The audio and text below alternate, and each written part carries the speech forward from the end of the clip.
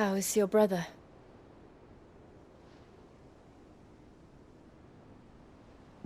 Asleep, since I returned from the Dominion. Taya says he should be back on his feet soon enough. For a while, at least. She discovered something on his chest. A swelling, circled in stone. The curse.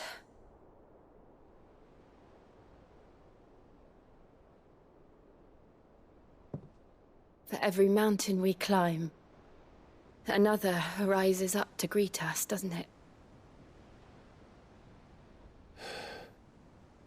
It's never ending.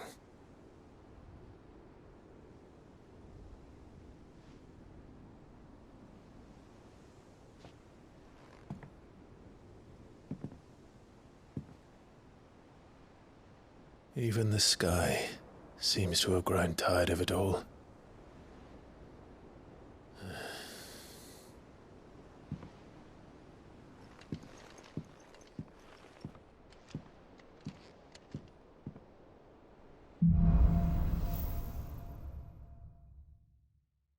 Taya won't be happy if I disturb Joshua. While he rests, I might as well see what Otto has to say.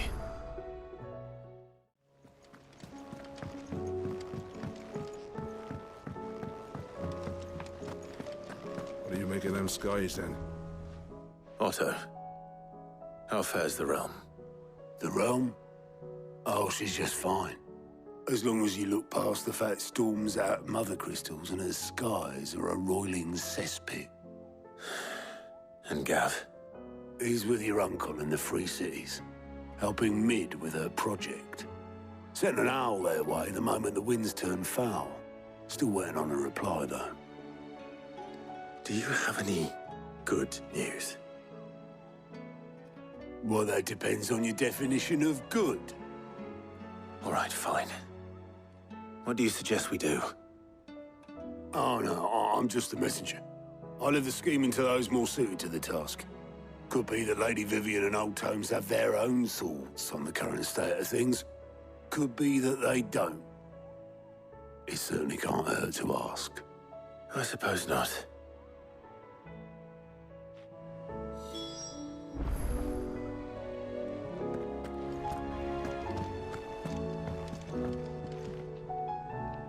How is it that every one of your little excursions presages some inexplicable catastrophe? Not that you are to blame for the Dominion's fate. No one could have predicted the actions of the Crown Prince. I'm sorry I couldn't save your home. My countrymen are stronger than you think. A few toppled clock towers won't break their spirits. They'll be back on their feet in no time. I hope so. Look at us. Bluer than a pair of bog crabs. Tempting though it may be, sulking will not help us find a solution to this mess. You believe there's one to be found? I don't know. But I am certain we're more likely to find it if we first examine the facts.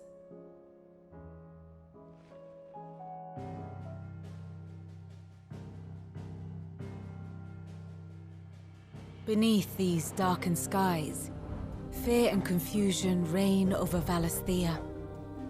Oh, the lands around the fallen mother crystals had already begun to wilt for want of ether. But not like this. Crystals that filled wells and fueled furnaces, now nothing but pretty shards of rock. And those that hang from the people's necks cast nary a glimmer of light to keep the dark at bay. It is only a matter of time before the common folk convince themselves that the end of days is upon us. Yet I fear a swift end is more than we can hope for. While most of the world thirsts for ether, the remainder drowns in it, spawning Akashic in droves. And amidst the hordes of mindless beasts, with magics as like to fail as function, even the strongest nation would falter. Rosaria and the Iron Kingdom teeter on the brink of collapse, while the tragedy in Twinside has all but paralyzed the Holy Empire. Dalmekia fares little better. Rumor has it the ministers fled the capital after the fall of Drake's Fang, leaving their beloved republic to crumble. Waloed, meanwhile, moves in earnest.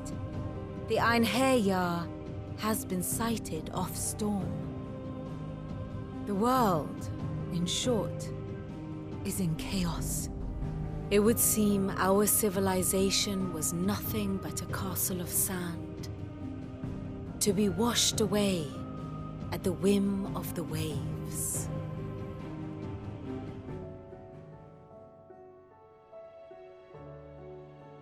A castle of sand. Not my best flourish, but it seemed fitting. The reports I've received are considerably more blunt in their appraisal. Without the protection of their nations, it will fall to the people to defend themselves against those who would take what is theirs. Which is only ever going to end one way. Defending a farmhouse against a band of chocobo thieves is one thing, but pitchforks and palisades will do little to stall an army's advance. Should the King of Waloed deign to invade, there would be none to stop him. None but us.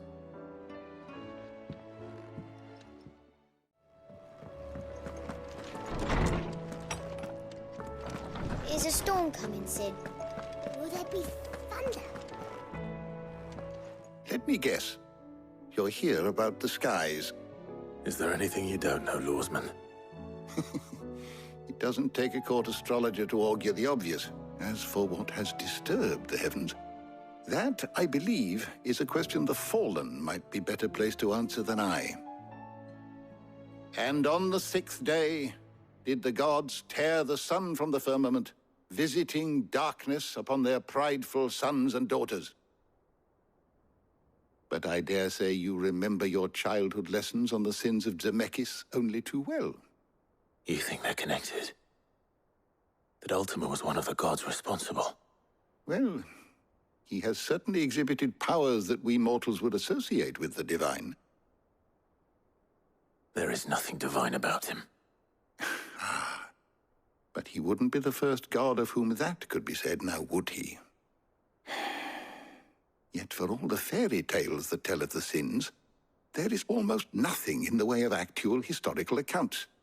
Had I the Journal of Moss the Chronicler, I may have been able to tell you more, but alas, I fear all remaining copies have been lost to time.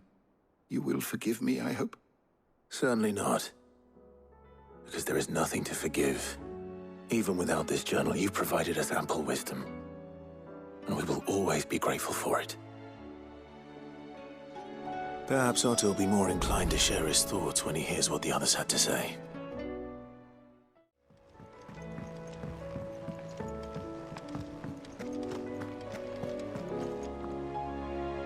Clive, we have a problem. Only one. That would be a first. It would. Actually, there are 3. We had as many owls arrive while you were at the shelves. Martha's got a Akashic out her gates, and talk of monsters roaming the hills outside of Northreach has put the wind up Isabel and her lot. And don't forget Dalimil. Lubor says the village was raided by bandits. When it rains... It fucking pours. The curse breakers are spread thin, taking stock of the damage in the Dominion. And even if I could get word to all of them, I doubt they'd get here in time to make any real difference. Which means there's only 2 people who can. Jill and I.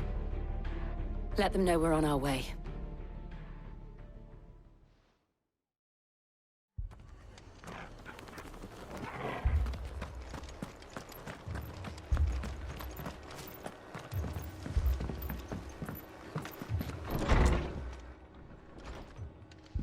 Martha. It's good to see you. And you, Clive. Jill? Otto said you'd been attacked by Akashic. What exactly happened here? Those skies are what happened. Not long after they fell dark, we had our first visit. There were hundreds of them. Tried to storm the hill. Only a handful made it up here, but that was more than enough. The rest are still down there now. And while we have a few willing fighters holding them back, they're sorely outnumbered. What do you think, Clive? That we join the fight? I thought you'd never offer. Now, where I need you is the Fallen Gate. That's where the fighting is fiercest. Let the men know you come to help. Something tells me they'll be pleased to see you. We're on our way.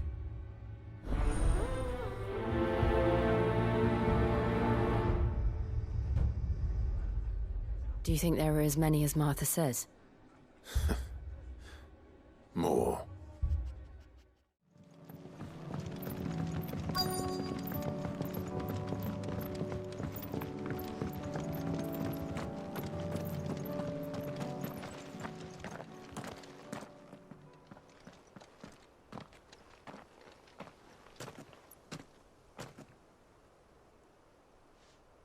Clive, wounded.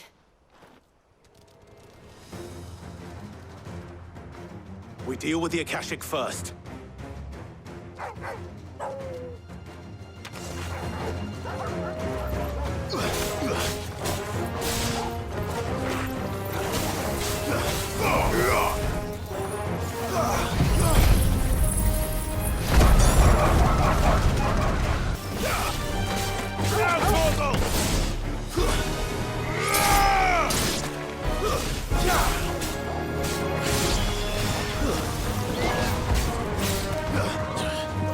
Kill!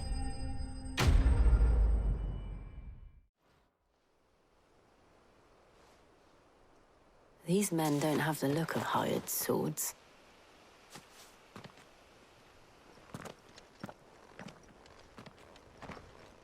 If you've come to rob this place, You are mistaken, my Lord Rosfield. We're here by Madame Martha's leave. how do you know my name? Forgive me, my lord. There wasn't time for introductions. We're with the Guardians of the Flame. Wade's men? But how did you come to be here? Where is your commander? Sir Wade left earlier with a scouting party to find out where the Akashic were coming from. Did he? Take your wounded back to the inn. Martha will see you're looked after. We'll join you anon.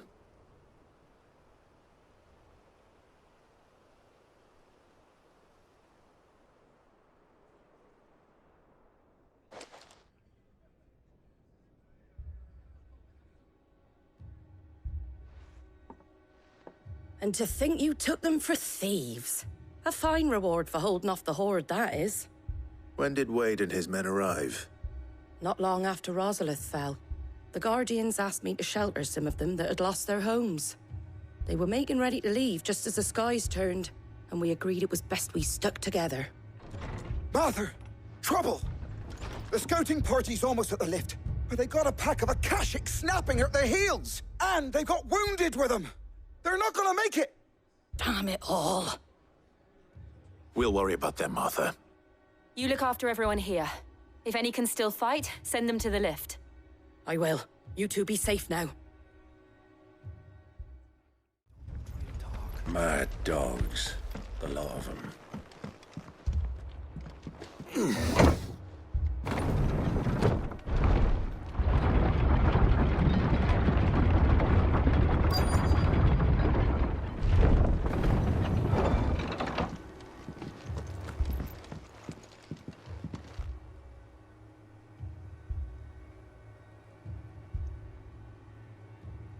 Squire, I need you to get those who can still walk up the lift to Martha's. But what about... I didn't ask, Oscar. Sir. Sir Wade! Lord Rosfield. If you aren't a sight for sore eyes. Martha seemed to think you might need some help. And by the looks of it... We thought we could sneak by them. But we didn't know there would be so many. How could we have? Behind you!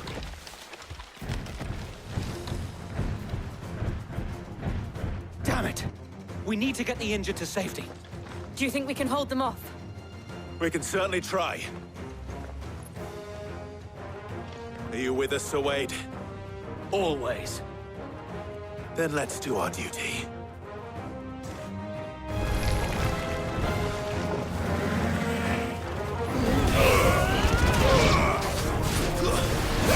Nice try.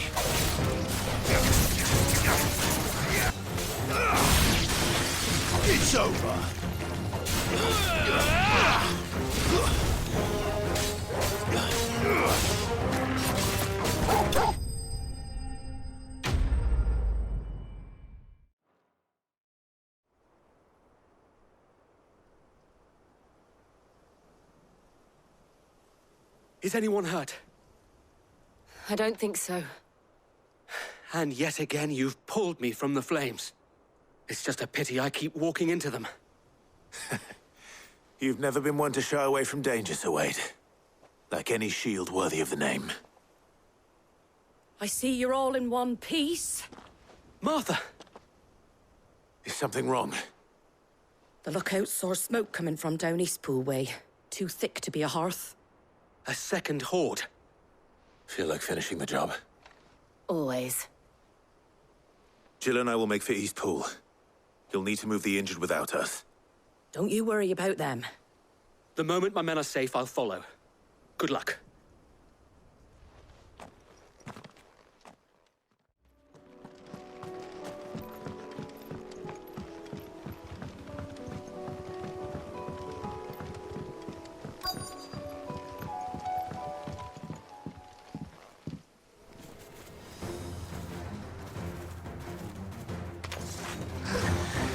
They're headed for the rest. We have to slow them down. Martha and the others won't be ready.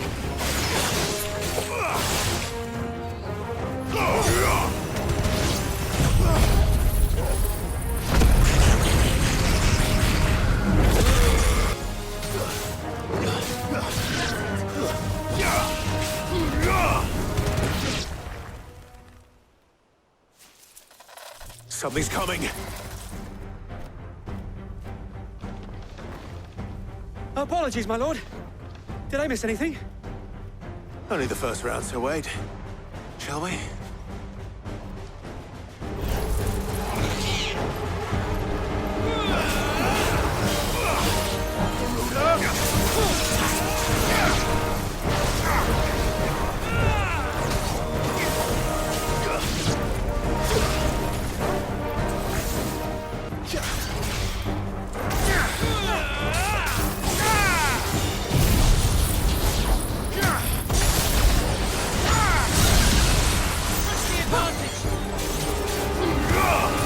It's over.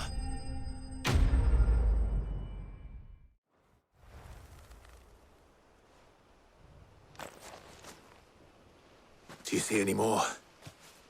No. I think that was the last of them. But it won't be long before the next lot arrive. Then we make for Martha's while we can.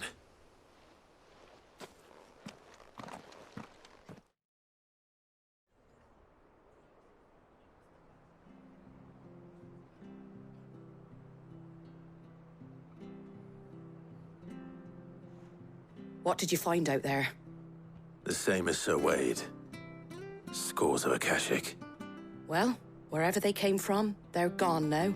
Our lookouts say the lowlands are clear. Hopefully we'll have enough time to lick our wounds. How many of your men were injured? A damn sight less than if you hadn't turned up. Thank you. It was a hard-fought victory. But as long as the skies remain dark, I fear the Akashic's numbers are only going to rise. It's not a matter of if the Horde will be back, but when. And whether that's sooner or later, we'll need to be ready. The inn here affords a good view of the land, and is easily defendable. I'd like to make this one of our outposts. What do you say, Martha? You'd have more men to guard the rest.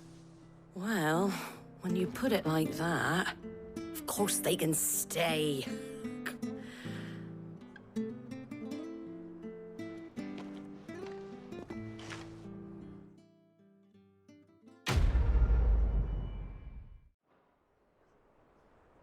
My lord, there's someone I'd like you to meet. Oscar, over here.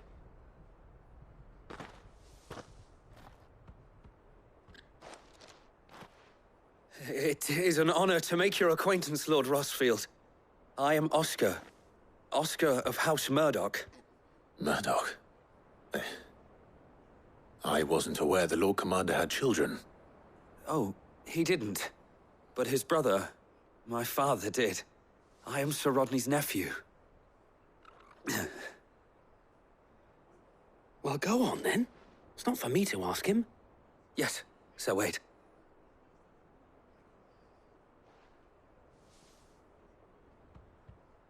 If it please you, my Lord Marquis, might you take me as your squire?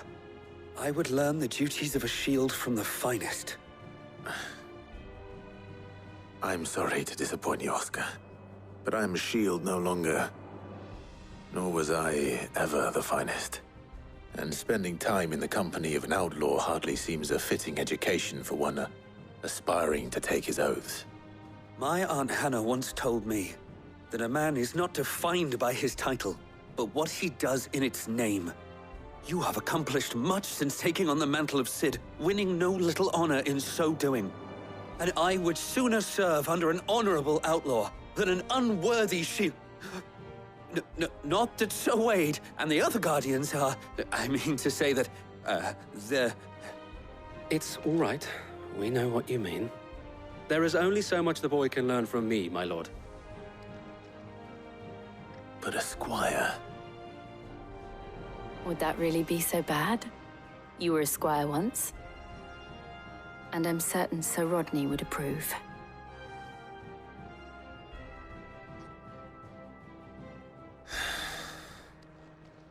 Know that I'll show you as much leniency as your uncle showed me.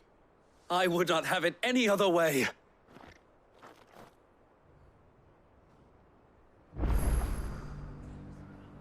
I will not let you down, Lord Rossfield. You or my uncle. First we find Isabel. Heard a bloke saying he saw ghosts on the far side I of the saw wall. it with my own eyes. You can.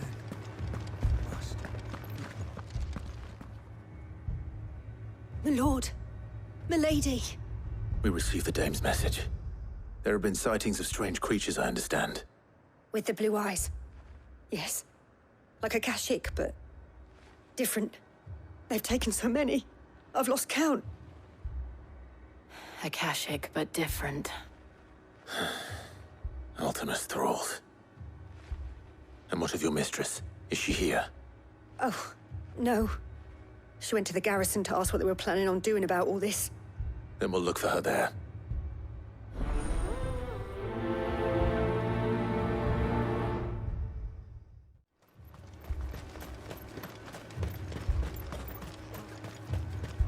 Madame, please!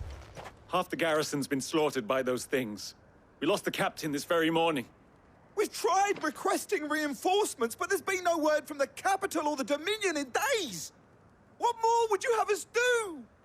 I would have you do your duty. Those at the Vale look to me for protection.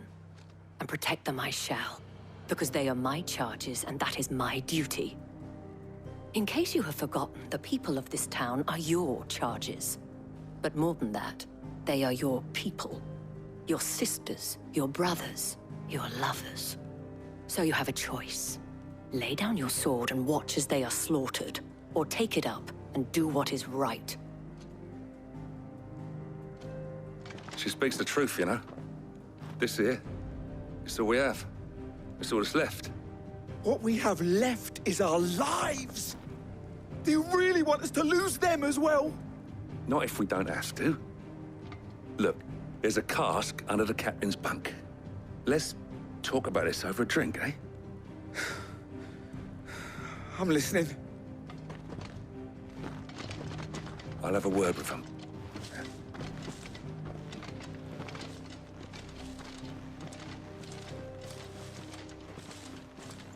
Ah, Clive.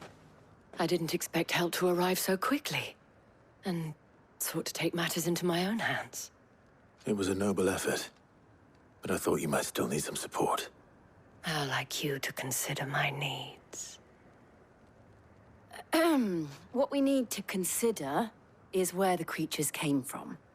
The way the survivors speak of them, one would think they appeared out of thin air. And perhaps they did. It's hard to know what to believe these days. We'll talk to the survivors.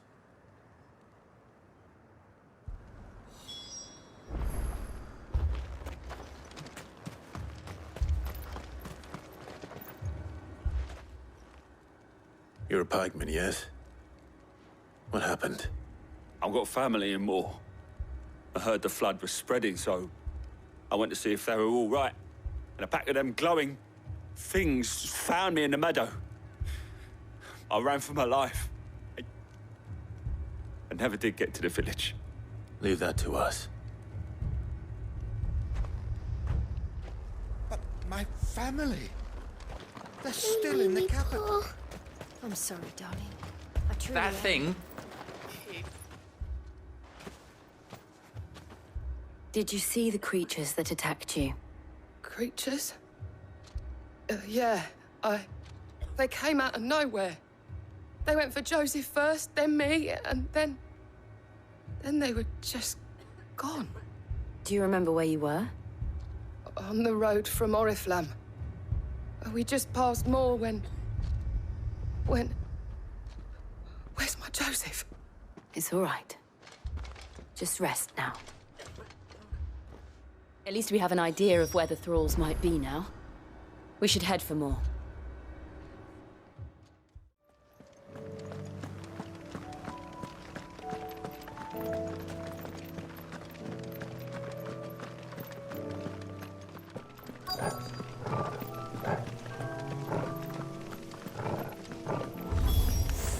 Clive, look! I see them. With me! It's over!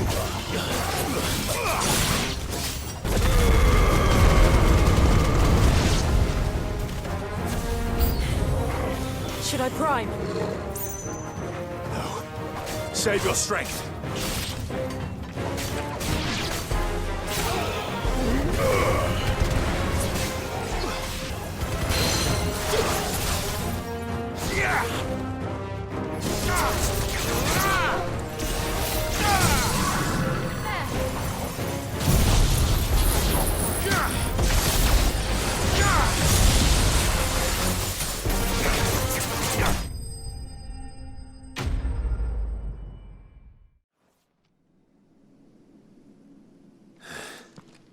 Do you think there are more? There are always more. But I'd say we've done what we can for the time being. Then we should let Isabel know.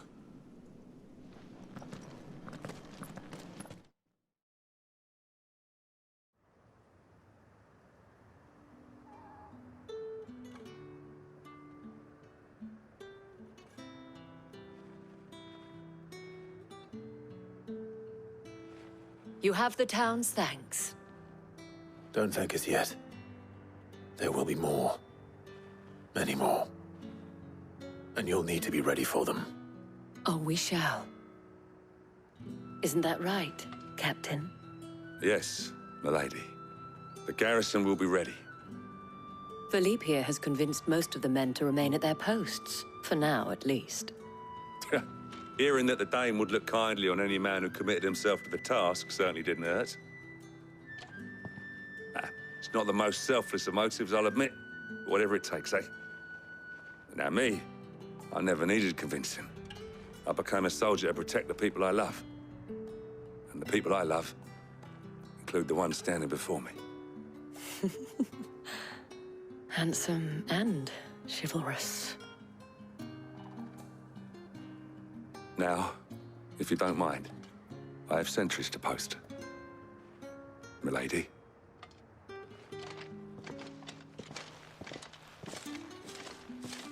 Lest you wonder, I'm not foolish enough to believe that this has solved all of my problems. But it has solved one, and that's one fewer than I had this morning.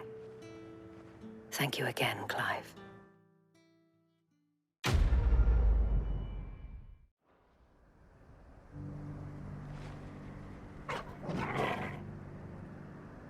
Philippe will make a good captain. He reminds me a little of you, Clive, but without all the mocks and mows.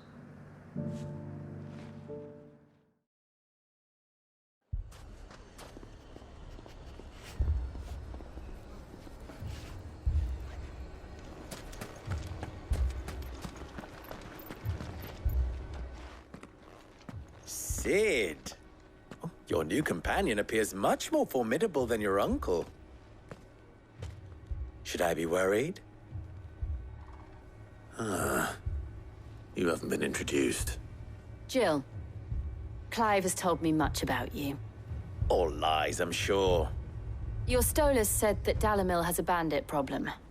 Indeed. Although, you're a little late. They left with our food and guild days ago. Any idea where they went? The desert's a big place. Your guess is as good as mine. But the fact is, I have more immediate concerns. What did you say to me? What did you say? Ah, as if by magic. Let's just say we've yet to reach a consensus about how to solve Dalimil's little problem. And at this rate, it won't be the actions of the bandits which prove to be our undoing. It will be our own. I've tried reasoning with the dissenting parties, but even the Desert Hare has limits. Perhaps we could talk to them. What makes you think they'll listen to us? What makes you think they won't? She makes a fair point, Cid. And you won't have wasted much of your precious time if you fail. They're just across the courtyard.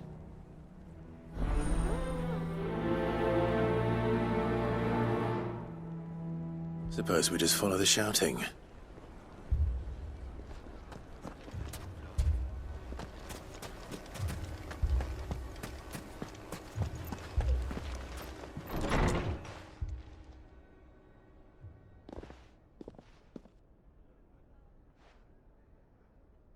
You wouldn't talk like that if it had been your men whose throats were slit. Blood for blood, it's the only way. We hire mercenaries and have them mount the bandits' heads on our walls as a lesson to the rest. And what happens when those mercenaries are slaughtered like your men? Are you going to hire more? We're better off using that coin to buy food and supplies. If we hire mercenaries, the only thing we're buying is the bandits' ire. And you cannot fill empty bellies with that. Do you hear me? But what happens when they come back? Maybe it'll be your throat that's slit. That's enough. Both of you. Any more of this and I'll throw you out myself. Come back when you're ready to talk like adults.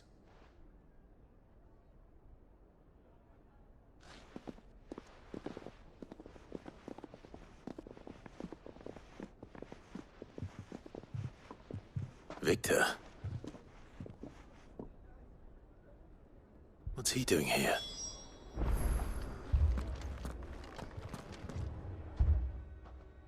Cid. And Lady Jill. What brings you here?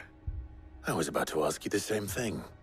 Costness is in chaos, and the markets have all but ceased to operate. The Briar's Kiss here in Dalimil is the only place I can reliably obtain supplies. I was here to do just that when Master Lubor told me of his troubles. He thought I might be able to talk some sense into these fools. But if you're here, I suppose his patience must be waning. Who are those people? Those were the thorns in Lubor's side. And the reason this place might be headed the same way as Costness. It's these accursed skies. The darkness is enough to drive a man to madness. Or an entire city, for that matter. We're still working on the skies. But in the meantime, perhaps we can find a solution to Dalimil's problems. I hope so. For all our sakes.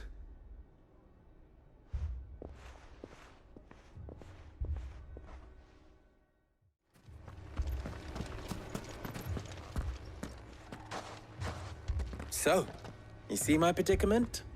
What I saw was a room full of people who were angry and afraid. And with good reason by the sound of it. But if left to smolder, that anger and fear could set the entire town alight. My thoughts exactly. What to do? Both sides wish to protect their homes and livelihoods, if only they could agree on how. But as long as they are divided, we are vulnerable. And if there's one thing bandits like, it's an easy target. What would Cid the Outlaw suggest? Well, if it were my namesake, he'd let them choose for themselves, and be on hand to pick up the pieces when it all went wrong. That sounds like a recipe for disaster. A recipe for disaster is precisely what it is.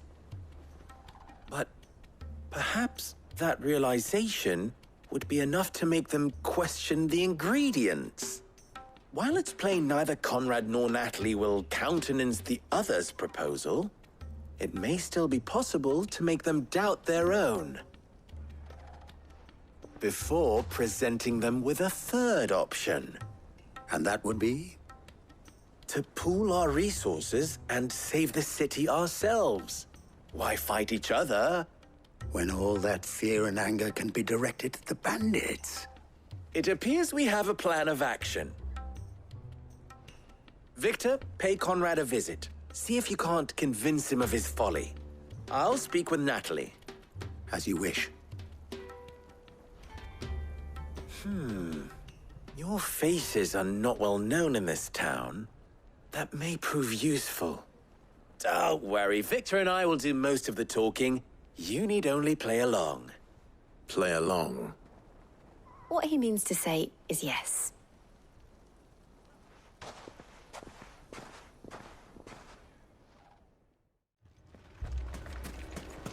Picture it, Conrad. Your own city guard, with you as captain. Me? I don't know about that.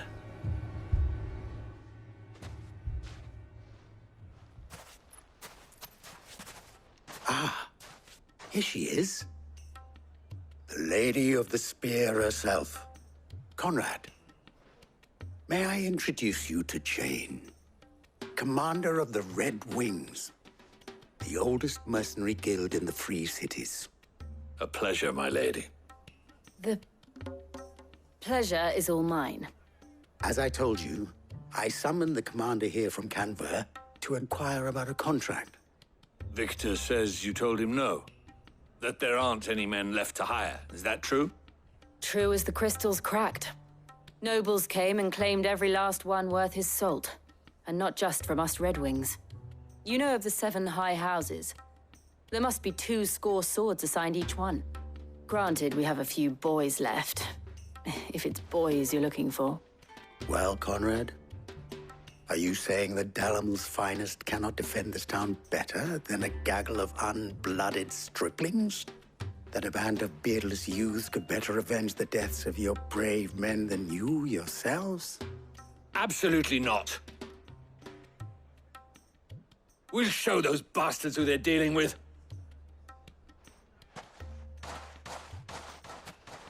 I can't believe that actually worked. Conrad's not what you called the brightest candle in the crypt. And there's a reason why I had you do the talking and not Sid. Well played, my lady.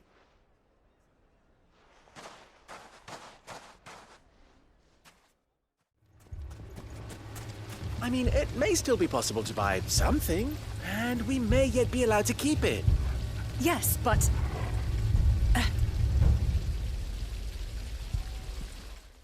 Here he is now.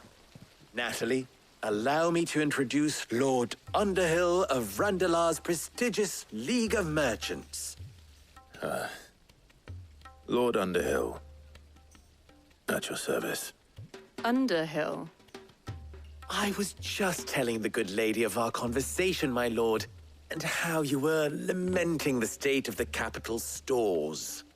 Lubor says that not only are the granaries almost empty, but that war and the Blight mean this season's harvest won't be enough to fill them for winter. Indeed, certainly that is the case. The nobles in the capital are buying up the city's stocks of barley and wine, driving the prices higher than most commoners can afford. It is only a matter of time before the peasants revolt. It is worse than I thought. If what Lord Underhill says is true, I fear we have little hope of supplementing our stores, meager though they regrettably are. And while I applaud your endeavors to dissuade our more bellicose citizens from seeking vengeance, I sense Conrad is not wrong in his assessment of the bandits' likely return. Which means that now, more than ever, we will need to secure what little we still have. Food, weapons, herbs, everything. If our humble town is to endure not only this hardship, But those that are certain to follow, we must stand united. All right. If it will help to protect my home, I'll do it. But you needn't have gone through this charade.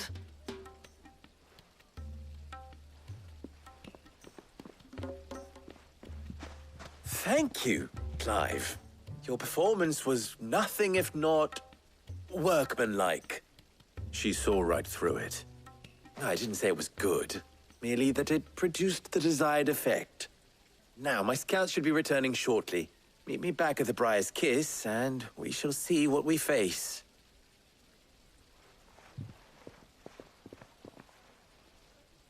I'm not convinced our roles in this ruse were entirely necessary. I don't know. Conrad seemed quite taken with you. I'm ruined. Good news, Sid. Both Conrad and Natalie have somewhat gracefully accepted their new roles. With time, they may even learn to... Time no longer appears to be the luxury it was before lunch. I take it your scouts found the bandits. Technically, it would be the bandits who found my scouts. It appears they march for Dalimil as we speak. All of them. You're not serious. They don't just want food, they want the whole damn town.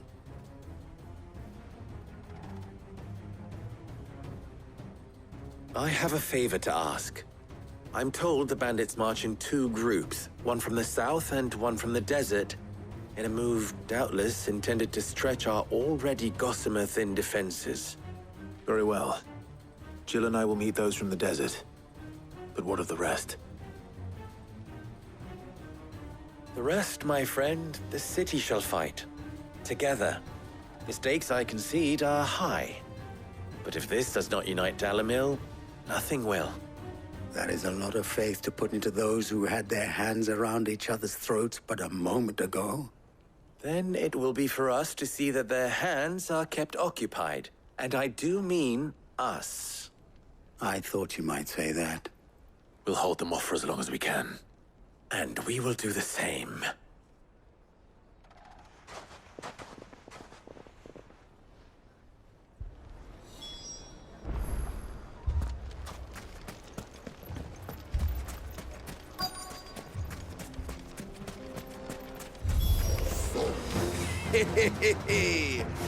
The womenfolk have come to welcome us. I'll take that one. He's all yours.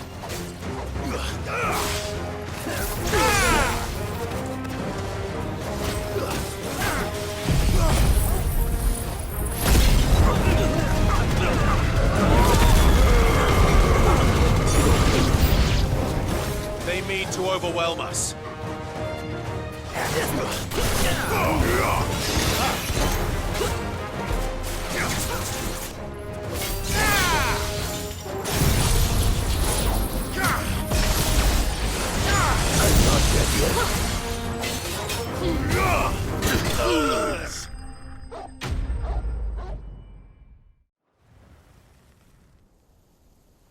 The townspeople. Could they have held out? I don't hear any fighting. What do you think? That we should hurry.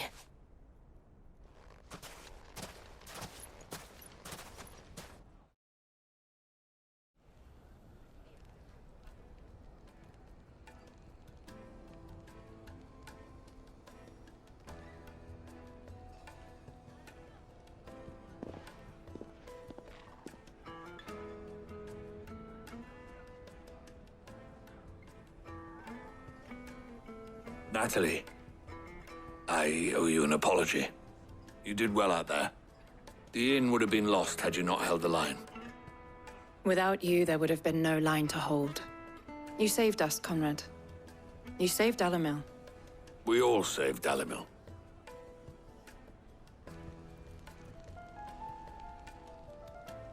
Conrad seems to have had a change of heart.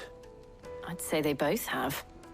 I take it from your presence that our visitors from the desert won't be joining us either. Pity. The plan worked, Sid. Granted, it only took an army of bloodthirsty bandits at our gate. Calm now, Victor. Why quibble over the details? We are united, and that is all that matters. As for you, Sid, you fight considerably better than you act. I'll take that as a compliment.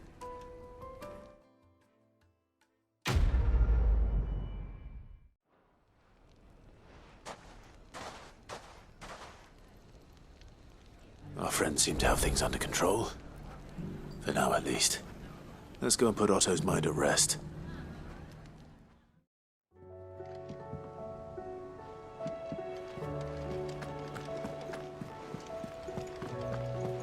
Did you see that? Tell me you saw that.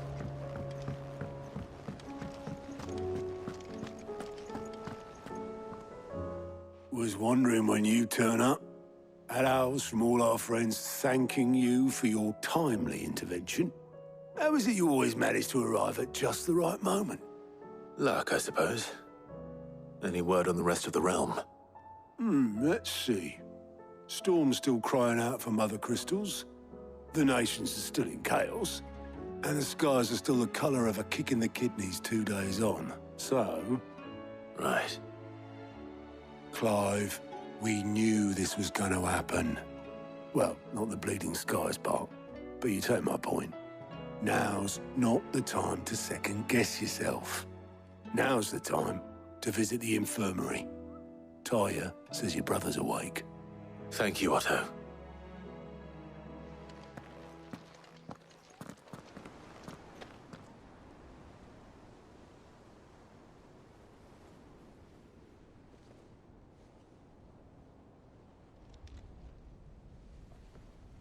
So it was not Sylvester, but Olivier who served as Ultima's puppet. And when Dion learned of this, he sought to slay the fiend.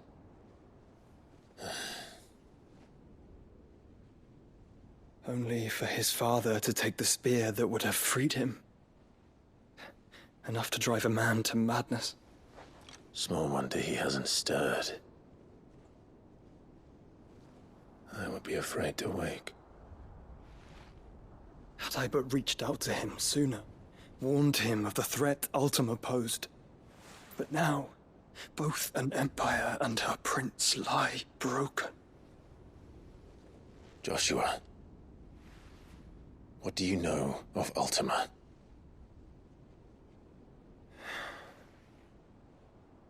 Very little, I'm afraid. Despite my best efforts. 18 years ago, as I lay buried beneath the rubble of Phoenix Gate, 'twas not death who came for me, but another. And it was while in my rescuer's care, I first heard of Ultima. I've been chasing his shadow ever since. Ultima is driven by some deep, dark purpose, and for whatever reason, it would seem you are crucial to his designs.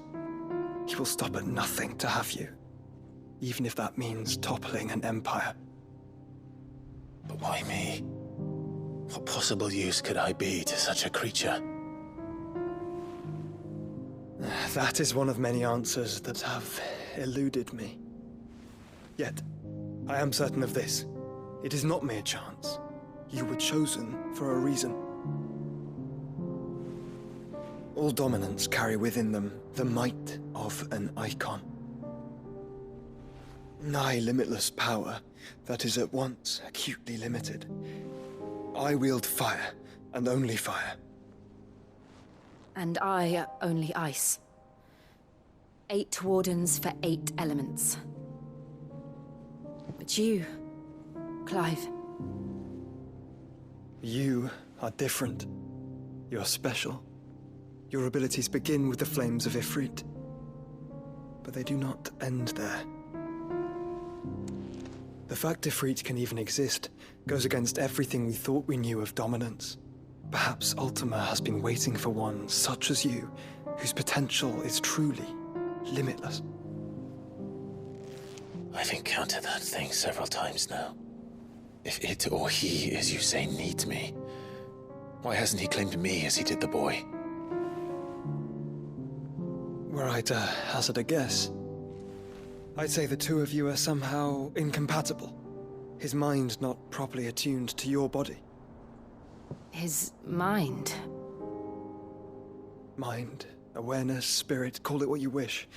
But I believe Ultima to be an embodiment of the concept. This is why I struggle and fail to contain him here inside me. I'm sorry. Inside you? With every setting sun, I feel my strength wane. And though the Phoenix's flames mend the prison I have made for Ultima, they do so at a cost. We must find a means to bring an end to him before I meet my own. What were you thinking? It was that or let him take Clive. And I've always had a soft spot for my brother. But that doesn't mean you should sacrifice yourself to save me.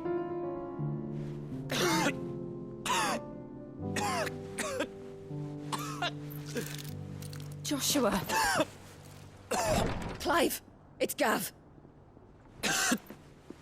There's an army of Akashic at the gates of Canver.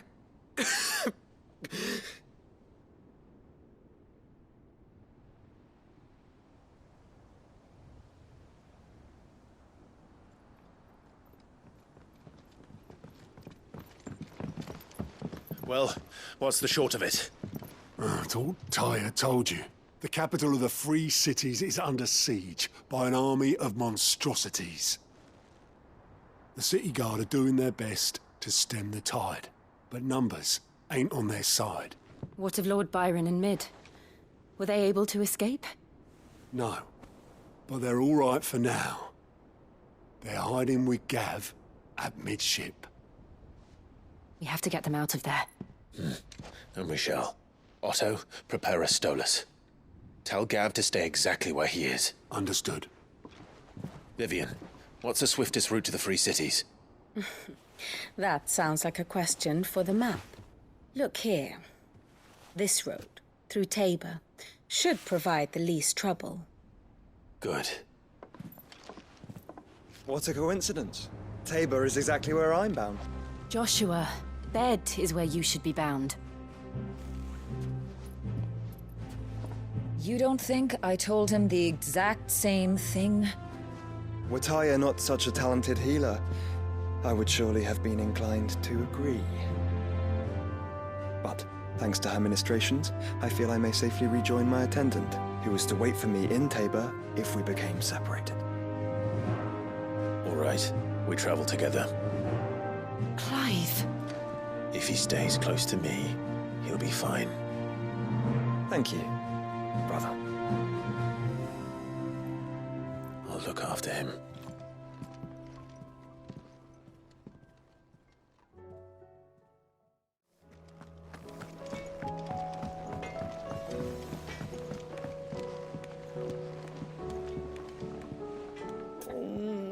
What am I gonna do? Is everything all right, Goots? You seem more discomposed than usual. Oh, I don't know what that means, but I'm in a bit of a muddle. Oh, I think Nan might be in trouble, and she's... It's all right. You can tell me.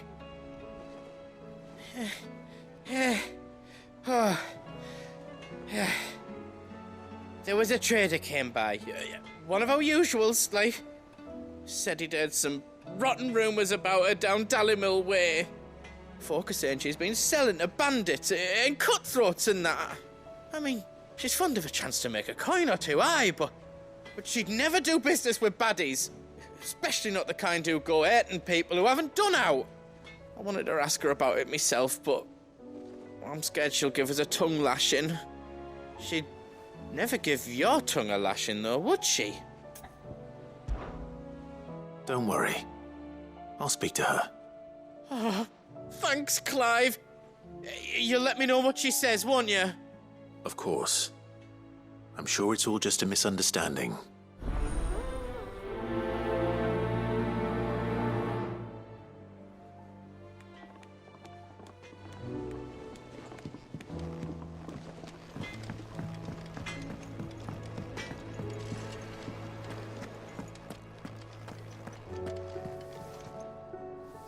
Lady Karen.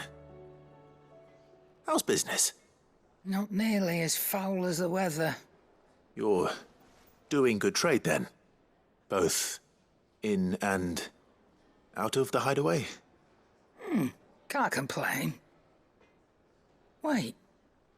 What exactly are you getting at? Not once in 5 long years do you pay my affairs half a care, but here you are today, raking me over the coals like a bloody popoto? Just asking. Out of interest. All right. I'm here because I was told that certain rumors have been circulating. About you selling weapons to brigands. Oh, are you? And who was it who knows me so well as to tell tales of my evil exploits? I didn't exactly hear firsthand. All I know is that someone in Dalimil has been spreading word to that effect. And what? You believe it? You think I'm profiting off the blood of innocents, do you? Look, I've done things I'm not proud of. Might be there were a time when I turned a blind eye to the wretchedness of the world so I could line my pocket. But that woman is no more. And you'd know that if you'd ever paid the slightest bit of notice. You're right, Lady Karen. I apologize. It was wrong of me to doubt you. No, it was. Now, I reckon you've got better things to do than pointing your do-gooding finger at a poor old woman. Of course. Good day.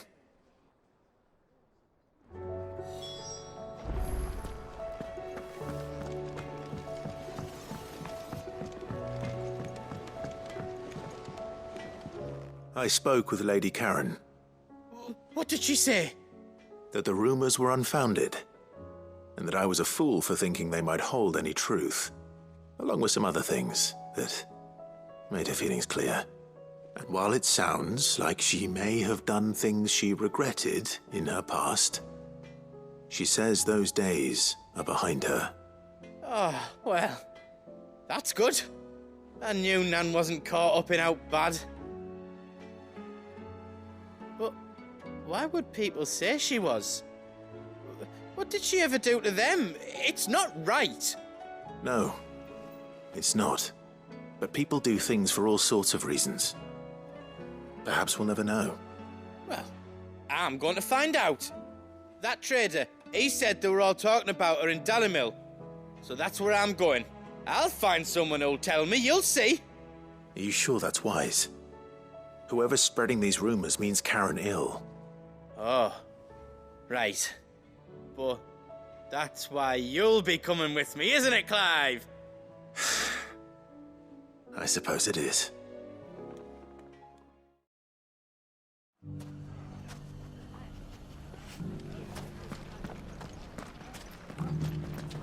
The bandits may be no more, but look what they've left us with. We have a hard time putting this place back. Mummy, It shouldn't be too hard to find goods. are the bad men going to come back? The gentlemen of the town guard are a strapping bunch. Perhaps. And the gentlemen of the League of Merchants.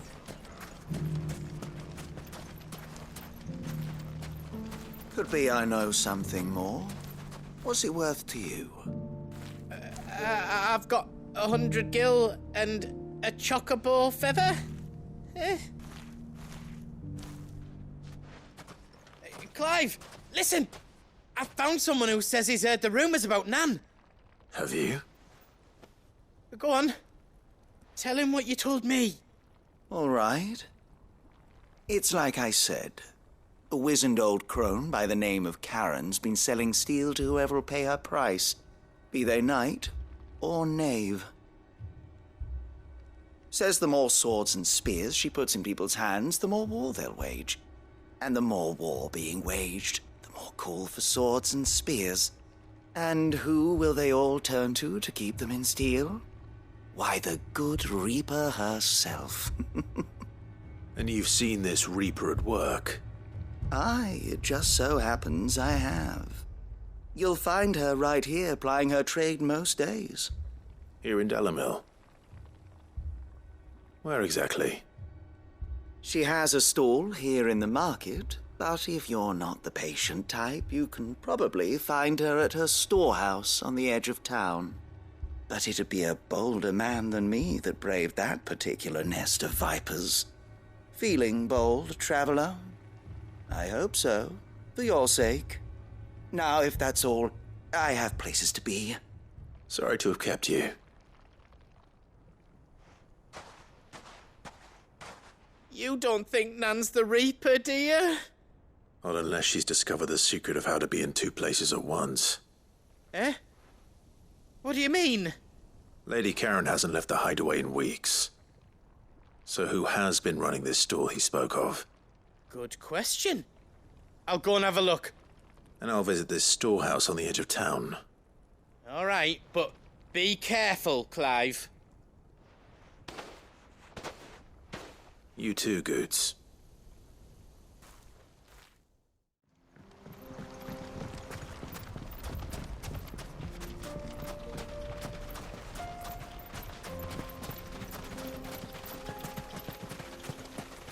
Time to brave the Viper's Nest.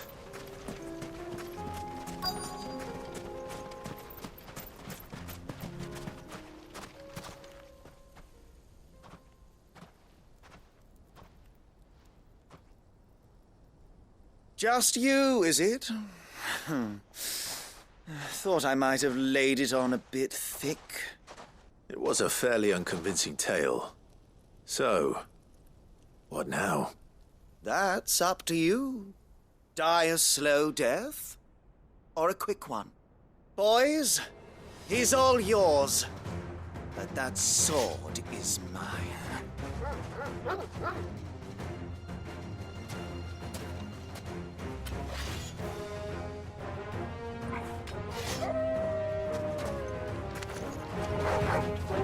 Leave now and we can pretend this didn't happen.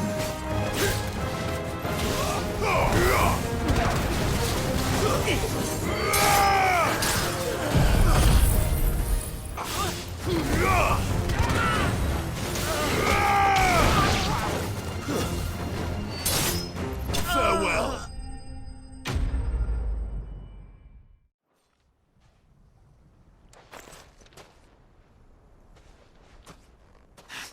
Oh, you've done it now. Go on. Tell me what I've done. When the Borgwyn finds out you've killed his men, he'll have your head. He only wanted that bull of a manservant, the dim one always clinging to Karen's skirts. You weren't even supposed to be here. Who the hell are you, anyway? What were you going to do to him? The Borgwyn wanted him to get to Karen. I was only supposed to point the lamp in the right direction once he arrived in Dalimil. But then you turned up. Well, go on then. If you're going to end me, end me. You're not worth the effort. Now be gone, before I change my mind. Fucking coward! I need to find Goots. Right now.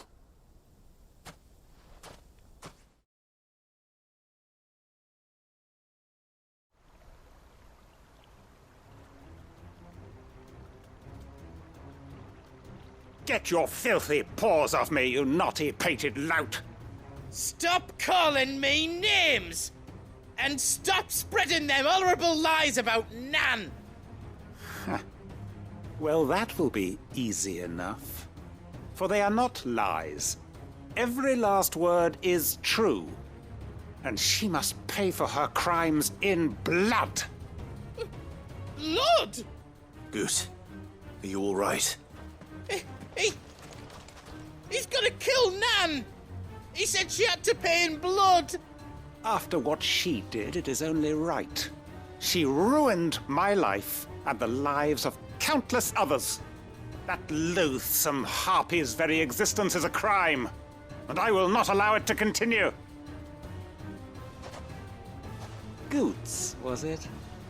I have no quarrel with you. Only with your employer. Run along now. You need not pay for her sins. No. No? I don't care what she did. I won't let you hurt Nan. Promise me you won't hurt her, or I'll kill you myself! Goot, no. Enough, all of you!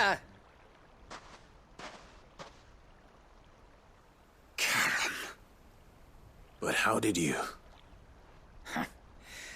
You're a sight less clever than you think you are, the pair of you. Did you think I wouldn't notice the two of you slinking off together?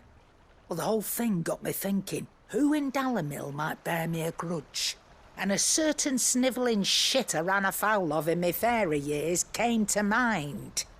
Though it was just Bogan back then, wasn't it? I thought the years might have taught you some sense, but I see you're the same pants-pissing craven you've always been. What was it we called you?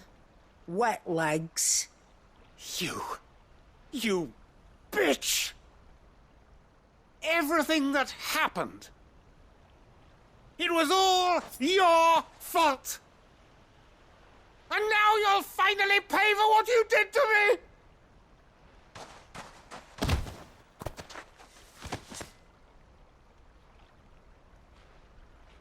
Goots, you... If you want a piece of Nan, you'll have to go through me. Fuck! You great galoot! Out of the way, I can handle this myself. So, wet legs, you remember what you told me when we last met? An eye for an eye? Wise words, Sam. Wise words.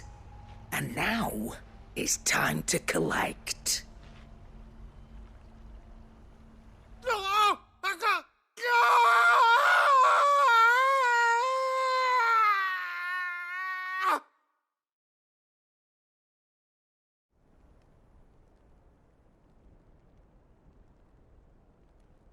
Sorry to keep you waiting. Is he... Dead? No. But I reckon he wishes he was. It ain't easy going through life one eye short of a pair. After all, I should know. You don't mean... Oh, don't tell me you didn't notice. Lost it to old Wet Legs back when we were working the same routes. Said I'd stolen from his strongbox. I'd done nothing of the sort, mind. But that didn't stop him taking his little revenge. So I took some of my own. Sorry, lost everything. His coin, his clients. Always knew he'd be back one day to claim his due.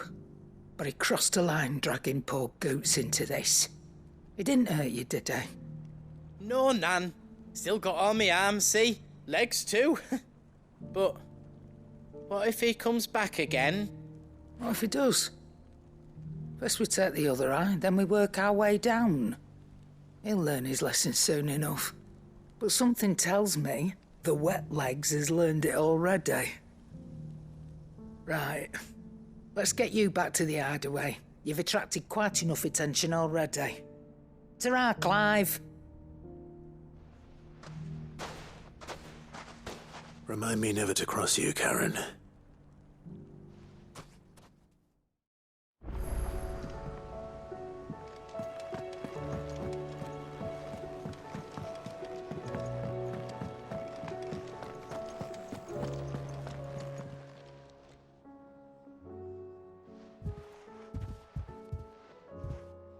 Nothing like a dish of cold vengeance to foul the gut. I'm sorry, Nan. I didn't mean to make things worse. I just thought I had to protect you. Like you've protected me. Aye, well, someone had to. Your parents certainly didn't give a whit for your well-being. Reckon the both of us would be worse off if I'd not taken you on. You've always been my right eye, Goots. And I'd have you stay that way. So don't you dare go looking for trouble again. Well, I will. If you ever need help, I'll do it again and again, and you can't stop me. Why, you big lump. Fine. Play the hero if it makes you happy. Thanks, Nan. I won't let you down. There's nothing he wouldn't do for you. That's as maybe. But if he's ever to make his own way in life, he'll need to start looking out for himself as well. Till then, he'll need people to watch his back, just like you did in Dalimil. Don't think I didn't appreciate that. Of course. His family. Stop it. You make me one good eye, mister. I don't go thinking that'll do you any favours. A potion today'll cost you the same as it did yesterday.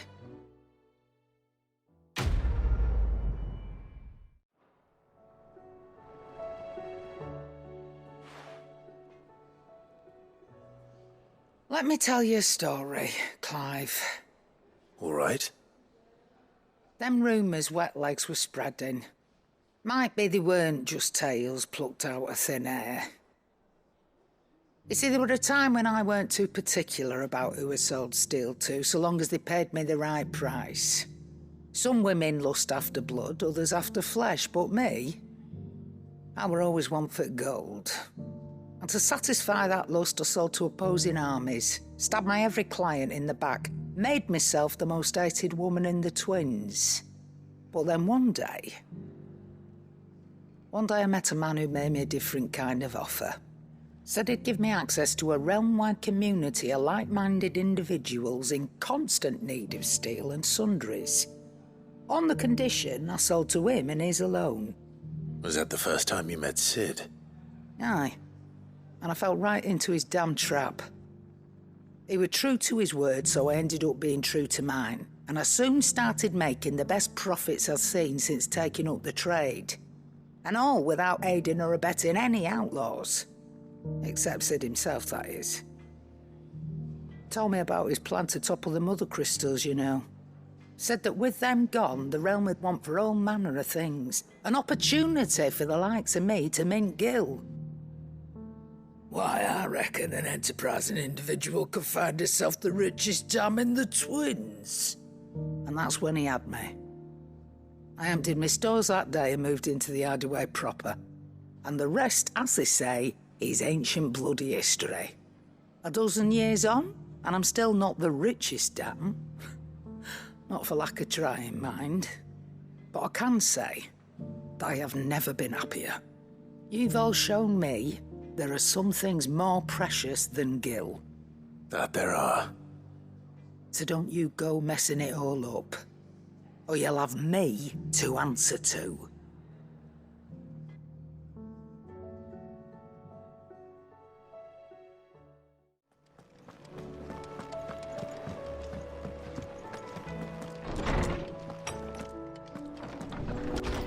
Is a storm coming, Sid?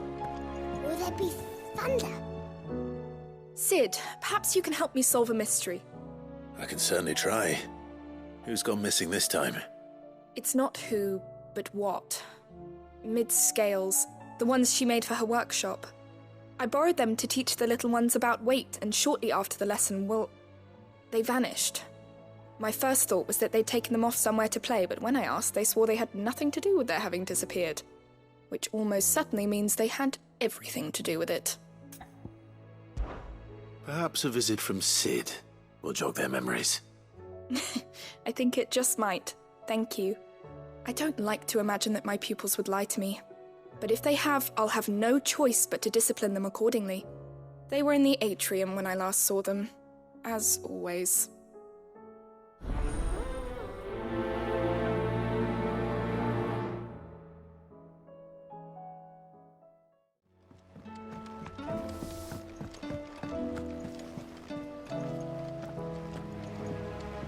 What do you reckon we should do?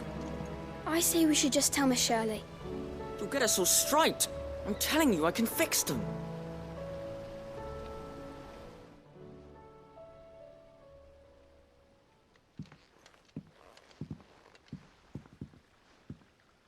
Sid!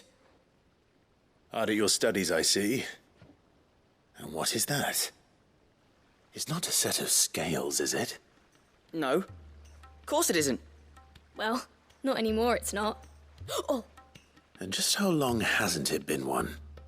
We're sorry. But we didn't break them. We dismembered them. Just like Miss Mididol showed us. Miss Mididol? And why would she have you dismembering her creations? Because that's the only way to become a ninja-neer. Miss Mididol said, the best way to see how something works is to take it apart and put it back together again. Well then, your work is already half done. Carry on.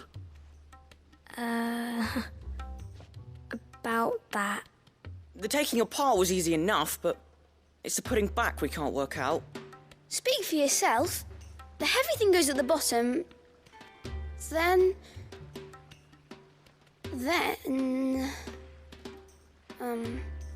You three need to learn to take responsibility for your actions. So let's have a look at these parts with fresh eyes, shall we?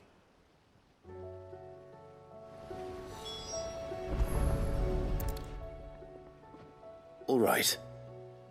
Everything here was once part of Miss Mididol's scales. Every piece has its own role to play, and each is just as important as the others. If even one of them is missing, the scales won't work. So let's think about what those roles might be. You already know one of the pieces. The body. Its role is to support everything else. But what of the others?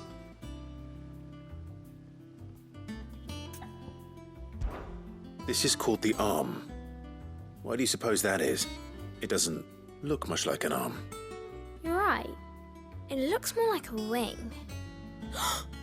Like a chocobo wing! You've ridden a chocobo before, haven't you, Sid? Will you teach me to ride one day? I'll think about it. Now, what do arms do? Hold things. So wait, maybe this arm holds things too? Good thinking. You're on the right track.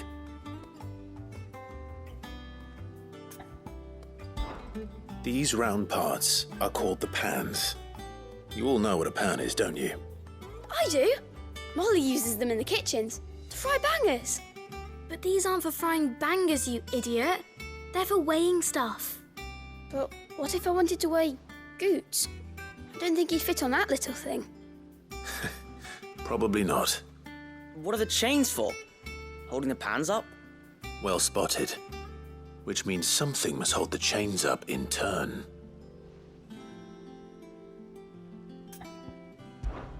This tiny piece is what's called a cogwheel, or gear. Have you ever seen one before? I have. Miss Mididol's dungeon is full of them. Most are on the floor. She puts them in all her inventions. They spin round and round and round and round and... That's right. They're very useful when you want to make things move. Do you remember if there was anything on the scales that moved? I remember the arm moved when I tried weighing an apple. And then somebody ate it. It's not my fault. You shouldn't have tried weighing it before lunch. You know what part's supposed to move and how it's supposed to move. So, let's put the pieces together first, see what doesn't move, and then stick the cogwheel to that. Not a bad idea. You see? It's not so difficult. So, now that we've taken stock of the parts and learned what they do, what do you think? I think we've got it. Then here's what we'll do. You tell me what goes where, and I'll put the scales together. Well, obviously you need to start with the body. All the other pieces fit onto it, don't they? And the arms go on the body, just like real arms. Or wings, if you're a chocobo. And then the arms hold the pans by the chains. Very good. Let's see if that works. There. All finished.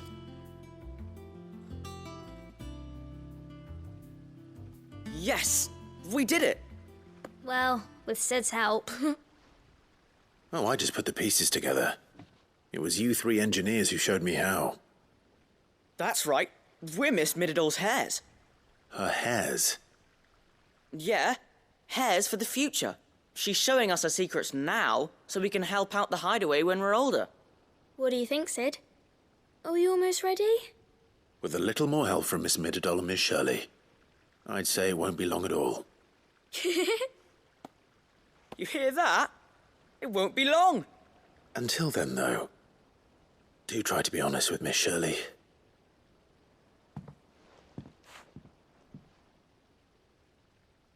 Hey, look! We never used the cogwheel. You don't think Sid forgot about it, do you?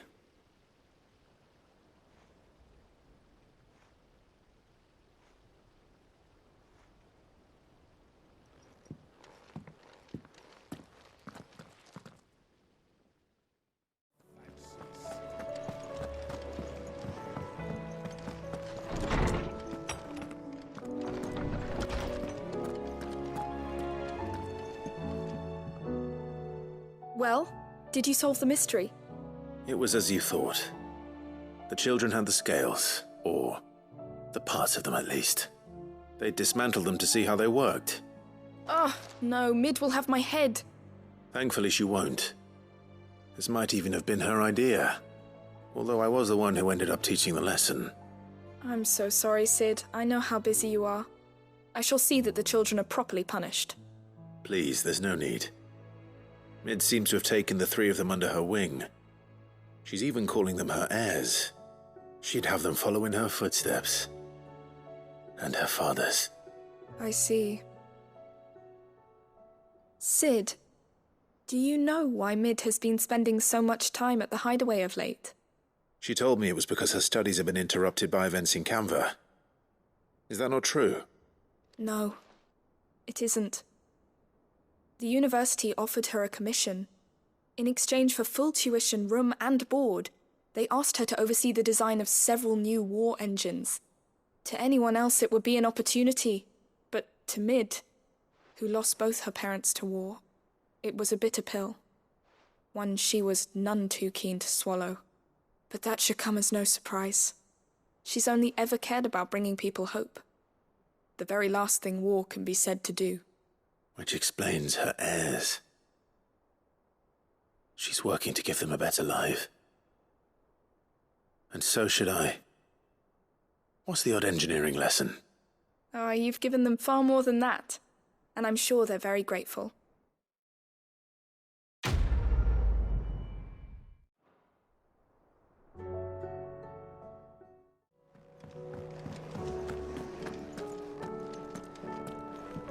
Oh, that blasted book. Here, you put me in this situation, Clive. You can bloody well get me out of it. I need a hand with a recipe. Are you sure it's me you're looking for? I'm not much of a cook. I'm all the cook will be needing, thank you very much. What I want from you is a little of your time, right? Oh, and perhaps your sword. You remember Ivan's stew, right? Well, despite the look of the thing, and that awful stench, people wolf it down. So I thought I'd try making one of these supposed masterpieces myself. Had a peek at the book and gave it a go, but, well...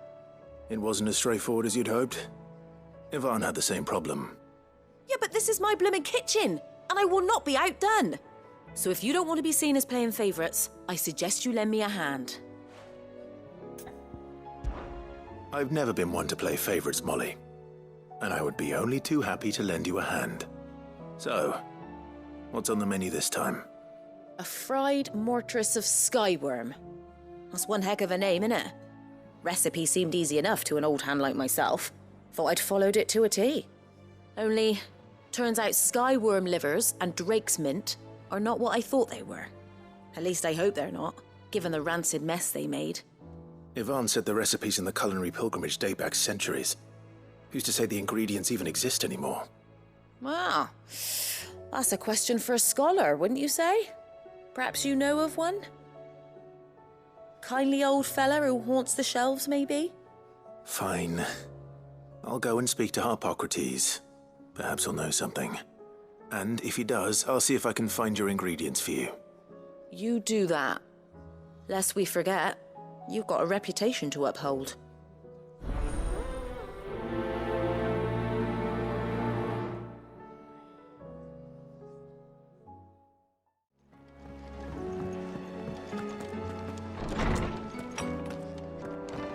Is a storm coming, Sid? Will there be thunder? Lawsman Harpocrates, I've come to pick your brain if you don't mind. It's about the book you lent Ivan. Ah, Valisthea, A Culinary Pilgrimage, a classic. One of my favorites, in fact. The young man did a wonderful job with the Chance's stew. I do hope we shall be able to sample more such marvels in due course. That's actually why I'm here. I don't suppose you know where I might find skyworm livers and drake's mint. Ah, so the fabled Sandbrequois delicacy is next on the menu. Delightful.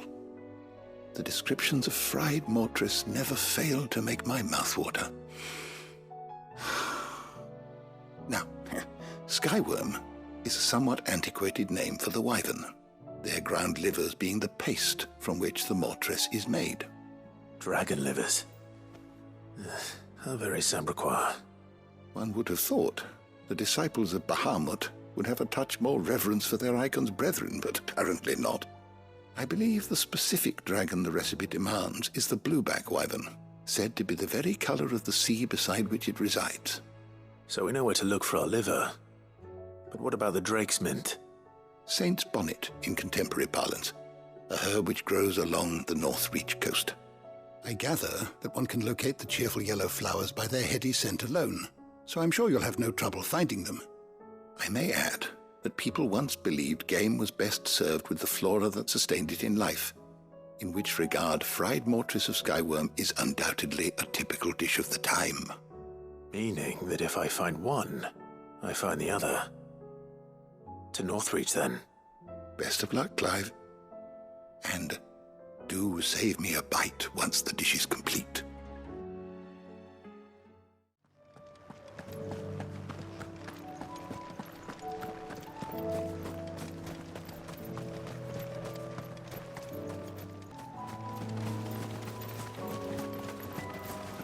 Harpocrates said I should be able to find what I'm looking for somewhere nearby. Bright blue dragons and bright yellow flowers. Should be easy enough to spot.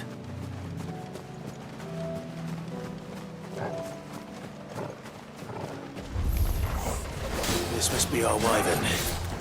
All right. Let's get this over with.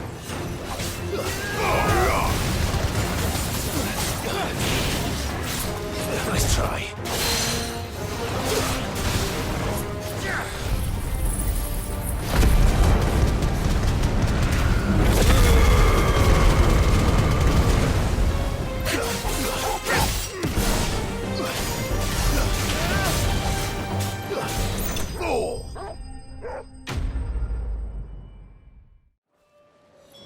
That's the wyvern's liver. Now I just need to find the herbs. Bright yellow with a heady scent.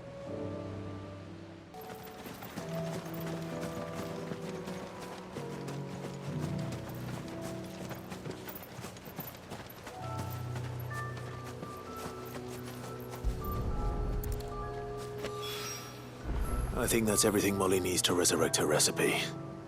Better head back.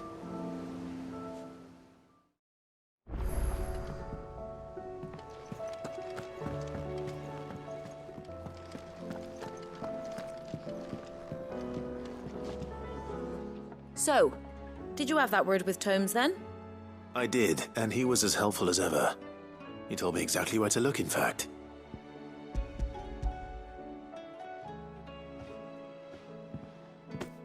And what precisely will I be cooking up? Or is it better not to know? Blueback wyvern liver. And, a herb known as Saint's bonnet. Ah, wyvern livers, was it? Well, at least it weren't actual worms, I suppose.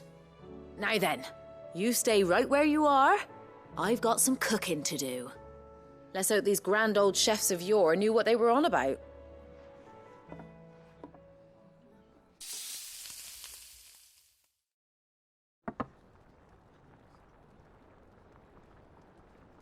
And here we have it. Fried mortress of skyworm. Ivan's offered to make sure it's fit for consumption. Well, I say offered. He as good as begged. And rightly so. Is there any higher honour than partaking in a slice of culinary history?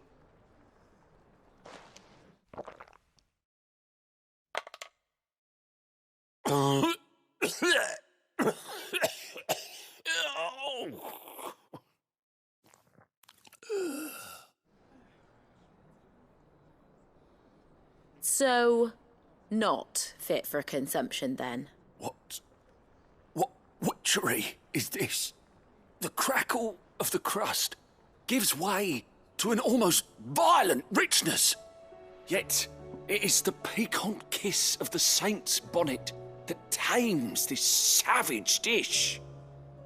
It is a tour de force, a force of nature even, a maelstrom of flavour and sensation, a graceful beast emerging from centuries of slumber. I think he likes it. Well, I can't quite tell with all that nonsense he's talking, but I reckon you might be right. It was decent then, I take it. Decent? It's remarkable, and I defy any man to say a word to the contrary. Sid, might I suggest that you command a party of your finest men and women to procure a dozen blueback wyverns forthwith? I'll give it some thought.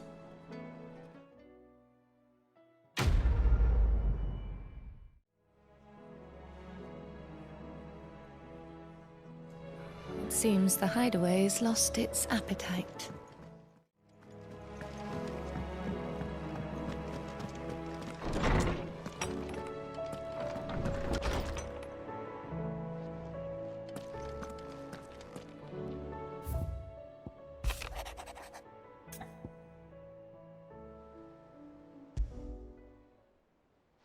Rutherford. Wasn't that the name of my uncle's manservant? Why would he be at Martha's Rest?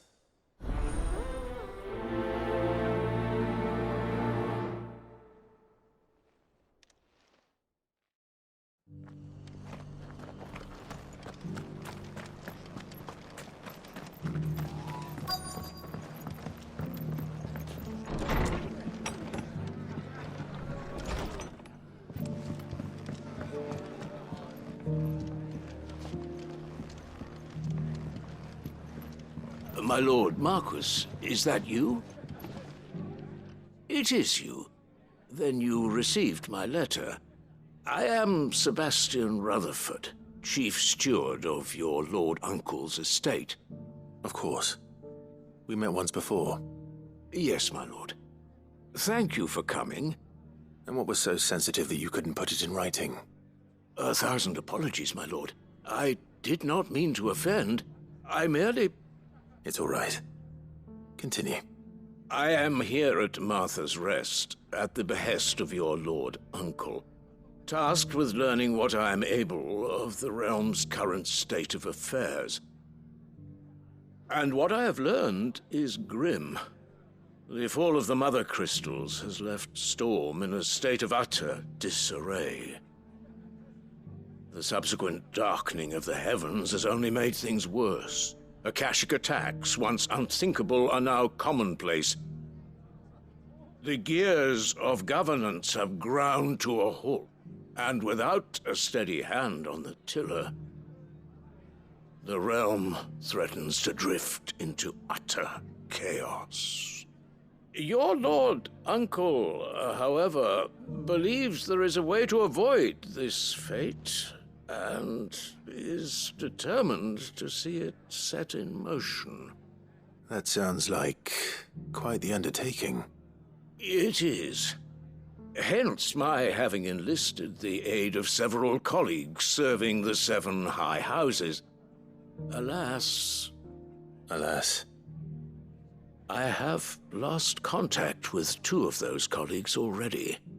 They are both able-bodied and trained in the sword, yet in these dark times, even that may not prove sufficient to keep a man safe on the road. So you want me to find them? I'll need to know where they went. One I sent to investigate the Republic, the other the old Imperial capital of Oriflamme. That doesn't exactly narrow it down. I suppose I'll start in Dalimil and work my way east. Thank you, my lord. I shall pray for your success and safety.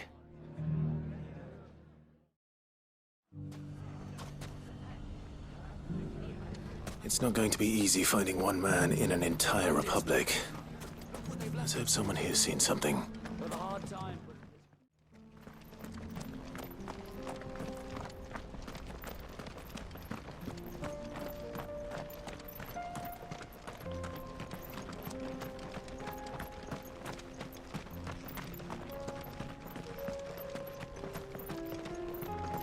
Someone's got himself in trouble.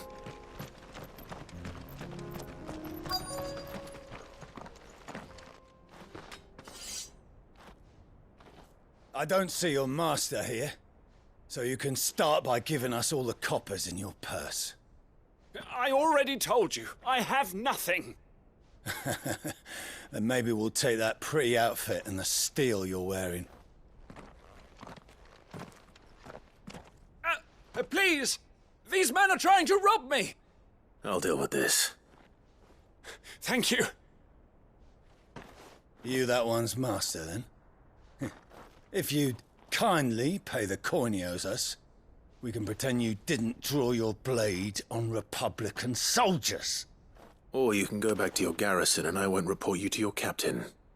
Oh, you're more than welcome to. He hasn't had many visitors since we slit his throat.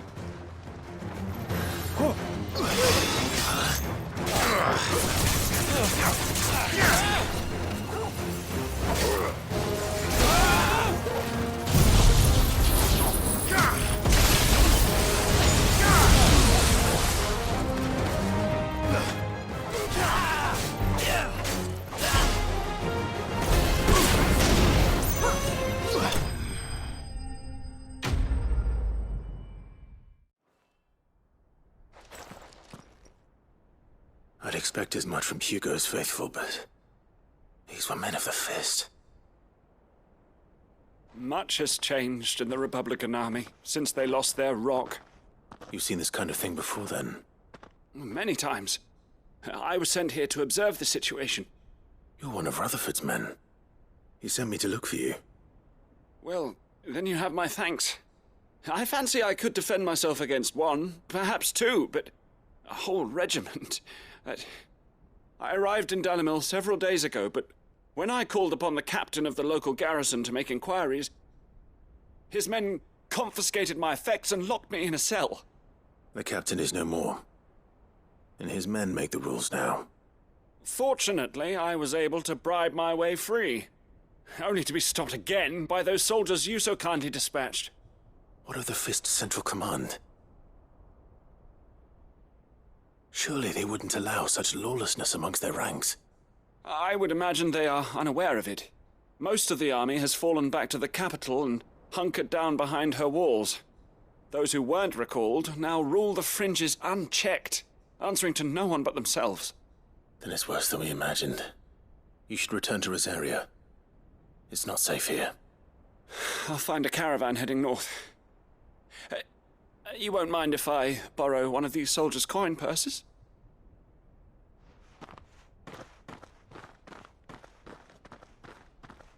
Not at all. Now, to find this second associate of Rutherford's. If he was bound for Oriflamme, I'll start at Northreach and see if I can pick up his trail.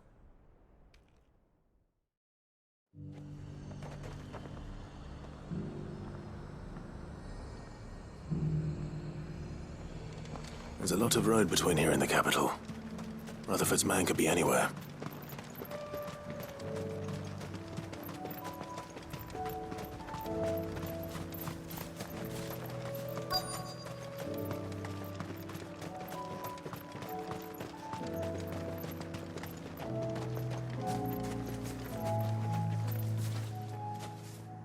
What happened here?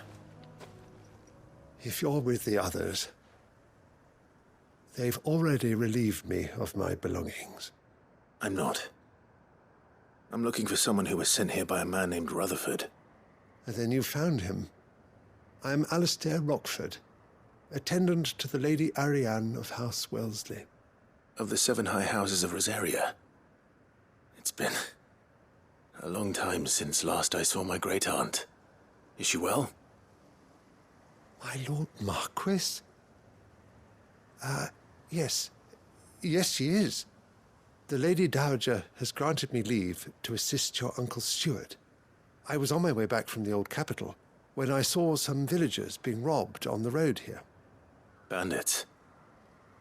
They looked more like field hands, but it didn't matter in the end. I did what I could to help the victims, but all it earned me was a pommel to the temple. Which way did they go? South, toward the gate. All right. I'll take care of them. Founder knows I've met enough of their kind. You head back to Northreach, visit the Vale, tell them I sent you. Thank you. I shall. Founder be your shield.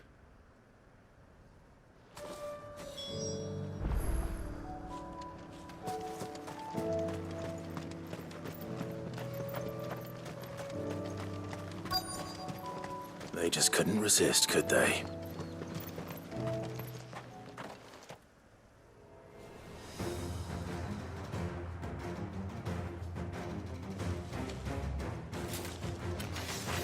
This one's ours, pretty boy.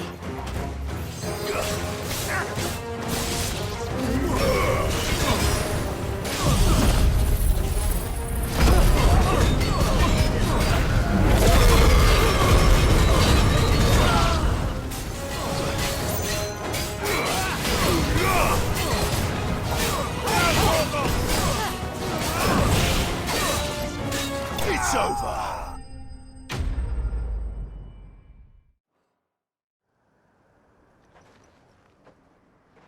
Make for the town while you can. There may be more bandits nearby. You don't need to tell me twice. Many thanks, traveler. This looks to be all of them. I thought I told you to make for the Vale. And stand by as ill might befall the heir to the ducal throne. It's just Clive, and I'm fine. Which is more than can be said for you. I will survive. Strange that the garrison wouldn't intervene in such a brazen attack so close to their gates. The garrison have their hands full inside the city. Some days they don't even send out patrols. There are few hands left to work the fields, and even fewer to transport the grain. The market stalls are nearly bare, and the price for what remains is exorbitant. It's not uncommon to see a fight break out over a crust of bread. When I said the ones who attacked me didn't have the look of bandits, I meant it. They were probably just desperate. Rockford, listen to me. If you are to continue your investigation, you first need to seek the attention of a healer.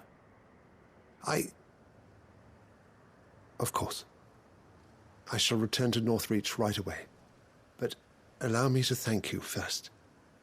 Had you not happened along, Don't thank me. Thank Rutherford. It was he who sent me. I suppose he'll be wondering where I've got to. I shall send a Bistolus as soon as I'm able. Good day.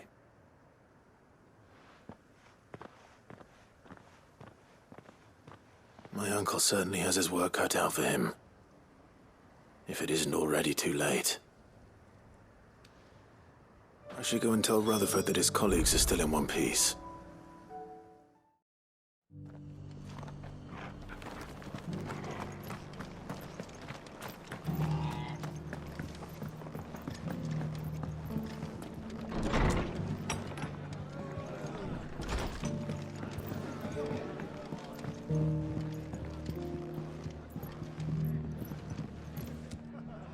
I see you're still here. The Rest's location affords a constant flow of traders, and with it, a constant flow of information. Speaking of which, I received word from both my associates. They have resumed their investigations, thanks to you. I only happened to be in the right place at the right time. They both seem to think the realm's prospects rather grim. I am afraid that grim would be putting it lightly. Storm is in crisis, and if we are to free her, we must work quickly. And we must work together. Such is your Lord Uncle's wish. As it is mine.